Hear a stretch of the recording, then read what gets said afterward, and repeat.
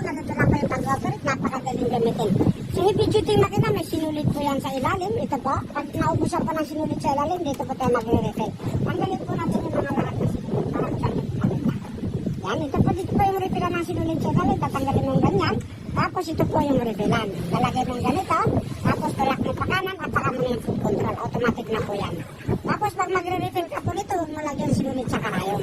Ikaw na po yung pili kung gano'ng karami sinulit lalagay mo. Pag puno na po, tulak mo pa kaliwa, hugutin mo po yan. Tapos ganito lang paglalagay po nito.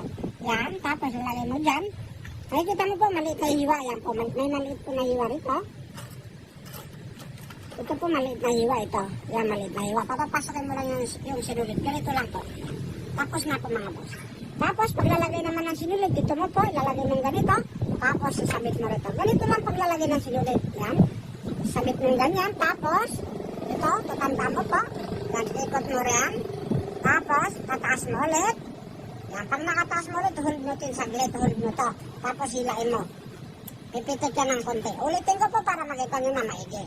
Yan, sabit mo rito. Tapos, yan, pag nakaganyan, papunta yung ganyan. Pag napunta na dyan, hold mo ulit rito. Tapos hilain mo to, pababa yung left hand mo. May maririnig ka ang pipitik na konti. Yan, pumitik na. Tapos, pwede na po yan. Lagay mong ganito, papasok mo dyan. Tapos, yung hook nakalubog. Ito, ikutin mo na to para tumaas. Ganyan lang. Pwede mong pasok. Yan, nakapasok na po. Tapos, diretso na po yan sa karayom. Ang pag-shot dito ng sinulit, paharap. Ang pag-ikot naman dito, rito, palaging paharap sa'yo. Ganito lang po yung pag-shot ng sinulit. Yan. Tapos, before ka man, kukunin natin ito yung sinulit sa ilalim. Ikutin mo ito na paharap sa'yo, hawakan mo ito ng left hand. Napakadali gamit yan. Nakuha mo po. Kung dalawang sinulit, hilain mo paharap sa'yo. Tapos close mo na to. Yan, pwede na po kayo manay. Ito po mismo yung tinahay po mga madam. Yan, napakaganda po. Ulitin po natin yan. Kahit sa mama ko, kahit maninipis, pwede po yan. Kahit tupin po natin yung mga maon. Tapos ito po yung laki ng tahi. Straight po. Ito naman sinsinat sa kalwa.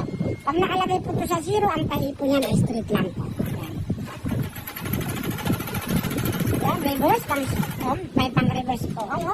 Tapos kung gusto mo naman ng magsigsag. Gusto mo ito magsigsag. Ganda po ng tahi. Ito po yung mga sizes ng sigsag. Pinakamalaking sigsag.